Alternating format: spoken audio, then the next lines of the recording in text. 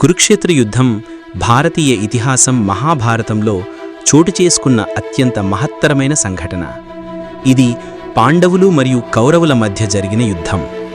ఈ యుద్ధానికి ప్రధాన కారణం ధర్మానికి జరిగిన అవమానం మరియు అహంకారానికి జరిగిన ప్రతిచర్య. కౌరవులు పాండవులను జూదానికి ఆహ్వానించారు. శకుని తన కౌశలంతో యుధిష్ఠిరుణ్ణి జూదంలో ఓడించాడు.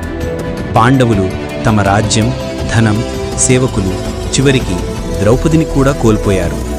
ద్రౌపదిని సభలో అన్యాయంగా లాక్కొచ్చి ఆమెను అపహాస్యం చేయడం యుద్ధానికి బీజం వేసింది. ఈ దుర్ఘటన అనంతరం పాండవులు 13 సంవత్సరాల అరణ్యవాసాన్ని అనుభవించారు. తరువాత వారు రాజ్యాన్ని తిరిగి కోరగా దుర్యోధనుడు రాజీ పడలేదు. శాంతిదూతగా శ్రీకృష్ణుడు హస్తినాపురానికి వెళ్ళి కనీసం 5 గ్రామాలైనా ఇవ్వమని కోరాడు. అయినా దుర్యోధనుడు అంగీకరించకుండా ఒక్క ఇగురు మట్టినైనా ఇవ్వను అని ధిక్కరించాడు. ఈ నేపథ్యంలో పాండవులు తమ ధర్మాన్ని, మానాన్ని నిలబెట్టుకునేందుకు యుద్ధాన్ని స్వీకరించారు. ఇది కేవలం సింహాసనం కోసం కాదు, నిజానికి మరియు న్యాయానికి నిలదొక్కే యుద్ధం. 18 రోజుల పాటు సాగిన ఈ మహాసంగ్రామం అనేక మానవీయ విలువల గురించి బోధించింది.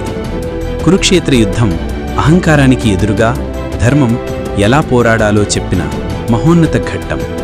ఇది న్యాయం, నిస్సహాయత, శాంతి ప్రయత్నం విఫలమైనప్పుడు ధర్మయుద్ధం అవసరమవుతుందని స్పష్టంగా చూపుతుంది.